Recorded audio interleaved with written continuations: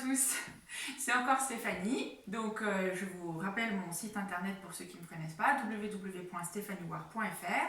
C'est tout en minuscule, tout en attaché, et mon nom de famille c'est H-O-U-A-R-D. Vous pouvez y trouver les renseignements sur qui je suis et ce que je fais. Voilà, aujourd'hui donc c'est la vidéo 5 et j'avais envie de vous faire partager les connaissances que j'ai de ma profession d'infirmière, de mes différentes lectures sur comment booster le système immunitaire et en particulier par rapport à la nutrition. Alors, ce n'est pas un cours de cuisine, hein, il y en a plein qui circulent sur internet, qui sont faits par des grands chefs qui sont bien meilleurs que moi. Donc, en fait, ça va être juste une présentation sur qu'est-ce qu'il vaut mieux privilégier, comment, quand, pour vous permettre d'avoir un système immunitaire qui fonctionne au maximum de ses possibilités.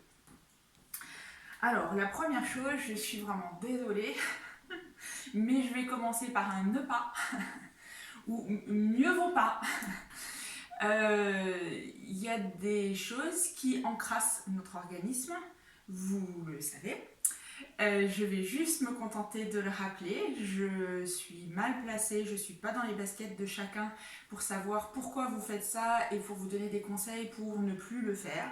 Ça serait extrêmement mal placé de ma part, c'est pas du tout la problématique de ces vidéos.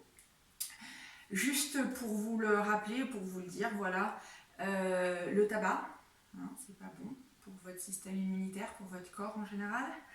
L'alcool à haute consommation, c'est pas ce qu'il y a de mieux non plus, voire c'est délétère. Les sucreries à haute dose, hein, ça favorise le diabète, bien évidemment, ça encrasse aussi le système immunitaire. Et tout ce qui est produits dits raffinés, c'est-à-dire des produits qui ont été transformés, travaillés, retransformés, qui ont donc perdu tous leurs oligo-éléments, vitamines, etc. de départ au fur et à mesure des transformations, qui voire même se sont vus ajouter des choses genre sirop de glucose, etc., etc. Voilà, donc l'alcool, le tabac, les sucreries, les produits raffinés et transformés sont à éviter autant que faire se peut dans la mesure de vos possibilités, et on a tous une histoire de vie différente. Les possibilités que l'on a ne sont pas toutes les mêmes. Voilà. Bref rappel. Maintenant que c'est fait, on va passer à du positif. Donc qu'est-ce qu'il vaut mieux que je privilégie, pourquoi et comment ? La première chose à savoir lorsque l'on mange, lorsque l'on prépare à manger, c'est qu'il faut prendre son temps. Alors pour certains ou pour certaines d'entre vous, c'est pas évident, surtout en ce moment, vous avez les enfants à la maison, vous avez le télétravail, vous avez beaucoup de choses à faire.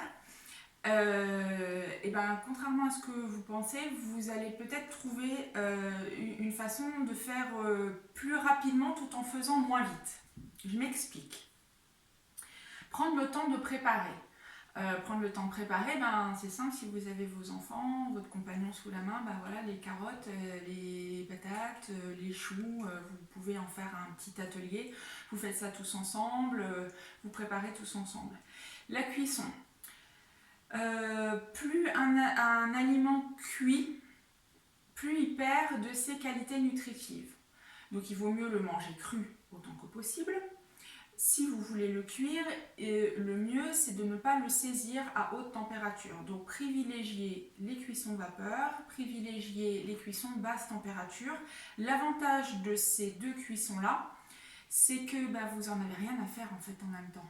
Vous mettez la gamelle à chauffer et vous partez faire ce que vous avez à faire. Donc au final, vous n'avez pas à surveiller. Voilà. Vous mettez le ding, vous mettez votre petite montre et quand c'est fini, il y a juste à déguster. Et la troisième chose, c'est prendre le temps de manger. Alors je ne vais pas vous dire, il faut mastiquer 7 fois dans votre bouche, etc. etc. D'accord. Prendre le temps de manger, c'est juste s'asseoir, voir ce que l'on a dans son assiette, identifier ce que l'on a dans son assiette, inspirer pour sentir, et ensuite prendre le temps de manger et de savoir quelles sont les textures, quels sont les différents goûts. Voilà, tout simplement parce que tout ça, ça prépare les glandes salivaires, ça prépare l'estomac à fonctionner. Si l'estomac fonctionne bien, ça veut dire qu'il digère bien. S'il digère bien, le travail est facilité par rapport au transit. Voilà. Donc, prendre le temps autant que possible, là encore. Et pour la troisième chose, c'est qu'est-ce qu'il vaut mieux manger, quand, pourquoi, comment. Alors, vous avez plein de petites choses là sur la table. La complémentation alimentaire, c'est une chose qui est intéressante. Mais déjà, sachez qu'avec plein de choses du quotidien, on a les moyens d'avoir une alimentation équilibrée. Par exemple, tout ce qui est yaourt. Donc les yaourts, ici vous avez des yaourts aux fruits, tout ce qui est lait fermenté. Choisissez peut-être plutôt des choses à base de brebis, de chèvres qui sont moins difficiles à digérer pour notre organisme d'humain adulte. Vous pouvez prendre du lait. Voilà, c'est du lait de vache. Les cornichons, vous voyez ici, la choucroute, les produits lacto-fermentés. Tout ça, c'est des choses que vous pouvez trouver dans les magasins bio. Encore une fois, s'il vous plaît, ne vous ruez pas tout de suite après la vidéo dans vos magasins. Ça ne sert à rien. Ajoutez juste 1 ou 2 choses sur votre liste de courses la prochaine fois que vous irez. C'est-à-dire quand vous avez besoin et que votre frigo il est vide.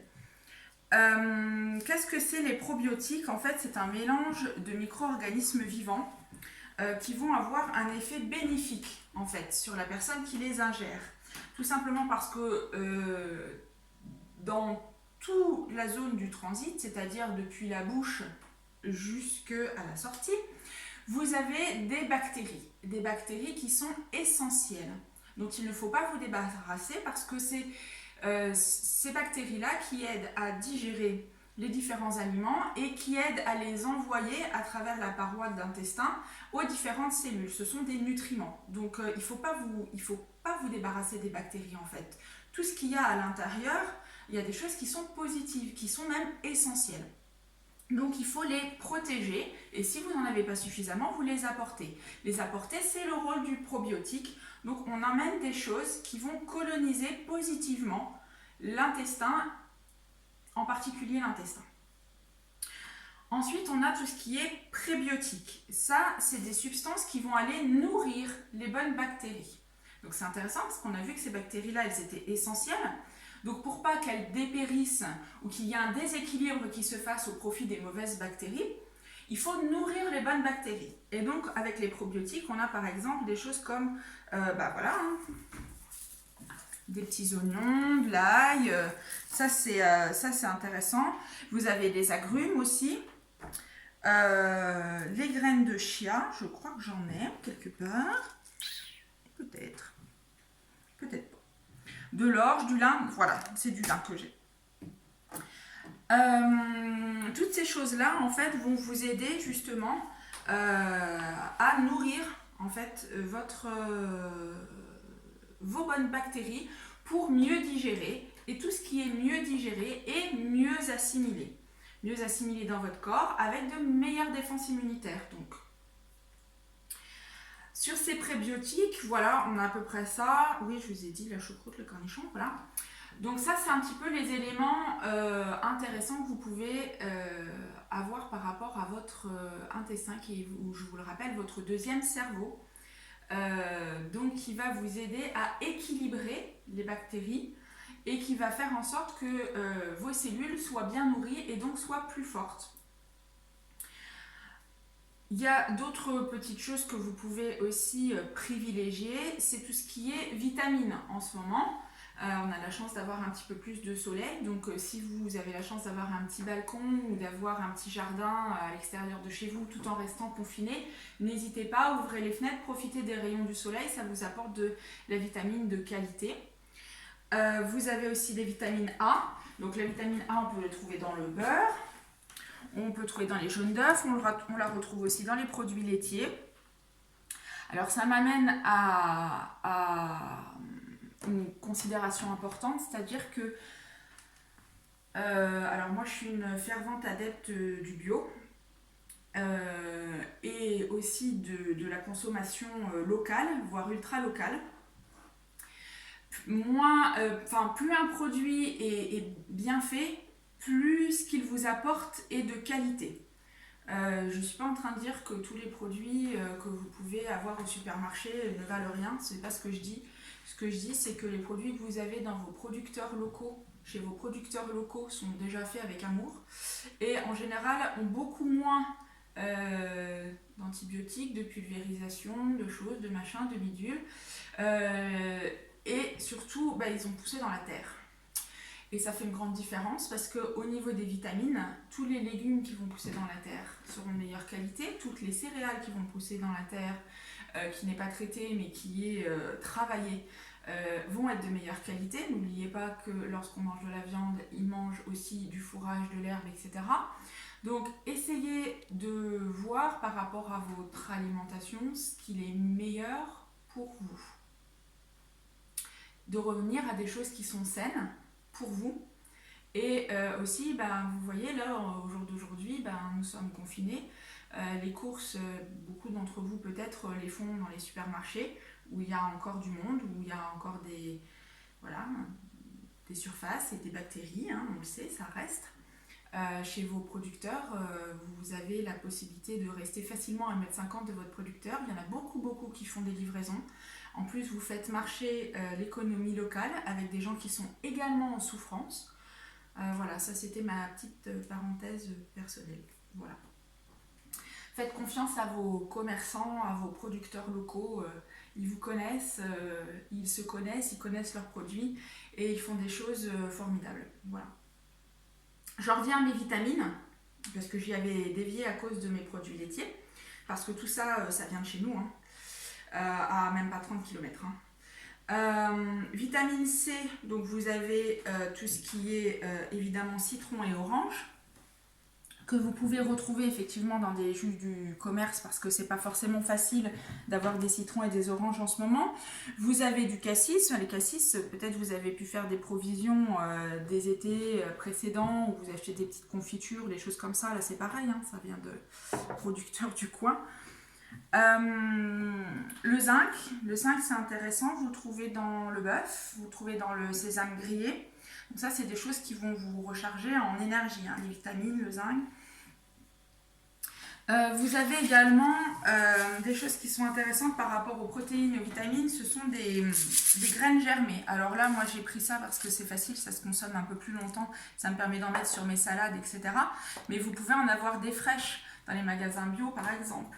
Donc ça c'est sympa parce qu'il y a beaucoup plus de protéines végétales, donc facilement assimilables, avec des vitamines, des oligo-éléments et des oméga. Les oméga, c'est des acides gras qui sont indispensables à notre organisme, en particulier parce que ce sont eux qui vont protéger les gaines nerveuses et les cellules du cerveau. Donc c'est important de produire et de manger des choses grasses, mais du bon gras. Donc favoriser, par exemple, là vous voyez, j'ai des huiles végétales, première pression à froid. Alors celles-ci ne sont pas estampillées bio, mais en fait elles sont assez exceptionnelles. C'est pareil, c'est un producteur local, un monsieur qui fait des choses formidables et qui est de Ravo, que vous connaissez d'ailleurs peut-être. N'hésitez pas à varier les huiles, chacune a ses qualités, donc autant en profiter un maximum. Préférez les mettre crus, c'est-à-dire éviter de trop les faire chauffer. Elles conservent leur qualité nutritive en général quand elles restent froides. Vous pouvez trouver aussi des oméga intéressants dans les poissons, bien sûr, en particulier dans les poissons gras. Là encore, faites attention à vos achats parce que voilà, vous avez des poissons d'élevage où il y a beaucoup de mercure, choses comme ça. Donc prenez, lisez les étiquettes, faites attention où vous les achetez. Et puis après, 2-3 petites choses. Vous avez vu, j'ai pris une feuille de pompe parce que ça faisait vraiment beaucoup de choses à vous dire aujourd'hui. J'avais pas forcément envie de me perdre dans mes propos. Alors c'est peut-être un petit peu moins fluide que d'habitude. Alors mes excuses, mais là c'est un petit peu dense. Quelques petites choses pour améliorer, par exemple, si vous toussez, vous avez le romarin qui est très bien. Vous pouvez respirer. Ça favorise justement. Vous pouvez en trouver en parapharmacie sous les formes de petites capsules pour des inhalations. Si vous êtes fatigué, rajoutez de la coriandre à vos plats, la coriandre fraîche ou la coriandre en grains. Si vous avez un petit moment de passage à vide, un petit coup de basilic. Alors voilà, le basilic c'est pareil, c'est super parce que même en étant séché comme ça vient des jardins d'Épionne, donc c'est complètement bio. Même le basilic séché, donc bien sûr vous le mettez dans vos préparations, mais rien qu'à le sentir.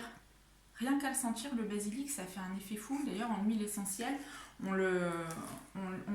l'utilise. Faites attention lorsque vous utilisez des huiles essentielles. Même si ce sont des produits naturels, ce sont des produits qui sont concentrés, qui sont extrêmement forts. Ne faites pas tout et n'importe quoi avec les huiles essentielles. Ça peut être dangereux. Donc, fiez-vous à des gens dont c'est le travail. Demandez des renseignements à des gens qui ont l'habitude de se servir de ça et qui le font à bon escient. La plupart des huiles essentielles sont déconseillées, voire interdites aux femmes enceintes. Peu de personnes le savent. Faites vraiment attention avec ça, s'il vous plaît. Ça peut être dangereux pour votre santé. Les huiles essentielles, c'est sous couvert d'avoir une information fiable d'un professionnel renseigné. Voilà. J'en étais à mon basilic. Pour les articulations qui sont un petit peu douloureuses, vous pouvez utiliser du curcuma. Je reviens à ma respiration avec ma toux. Je vous avais conseillé donc le romarin pour la toux. Pour aider à la respiration, vous avez évidemment l'eucalyptus qui dilate, tout ce qui est bronche. Donc ça, c'est aussi intéressant. Voilà. Je pense que j'ai à peu près rien oublié, si ce n'est la chose sur laquelle je voulais clôturer. Tout simplement parce que je vais vous faire part de mon petit rituel du matin. Voilà, moi qu'est-ce que je fais le matin quand je me lève? Eh bien, je me prépare un grand verre de jus de fruits, parce que j'ai pas tous les jours l'occasion de pouvoir presser mes oranges. En général, je le fais avec un extracteur à jus. Mais parfois, j'ai pas ce qu'il faut, donc voilà, du jus. Et dedans, je mets 30 ml d'aloe vera. Alors, j'utilise cette aloe vera là parce que je la connais bien, parce que c'est un produit fiable de qualité. Si vous voulez y avoir accès, vous pouvez voir sur Facebook. La personne qui me les vend est une amie, elle s'appelle Evelyne Kieffer, c'est quelqu'un de formidablement gentil. Voilà, donc je prends l'aloe vera tous les matins, donc avec du jus de fruits. Je prends un comprimé de vitamine C avec des fibres d'avoine. De temps en temps, je booste avec des super fruits. Et je prends 4 comprimés de spiruline bio. Ça, c'est pour m'aider à garder mes défenses immunitaires au top, pour m'aider à ne pas être fatiguée dans la journée et à commencer la journée du bon pied. Voilà. Ça, c'est le petit rituel du matin. Une chose extrêmement importante, c'est 1,5 litre, voire 2 litres par jour. C'est très très très important. Peu importe de l'eau du robinet, de l'eau en bouteille, de l'eau, je sais pas, enfin vous allez, il y a des naturels de l'eau osmosée, peu importe, j'ai envie de dire, du moment que vous buvez 1,5 litre à 2 litres par jour, vous pouvez très bien vous faire des tisanes.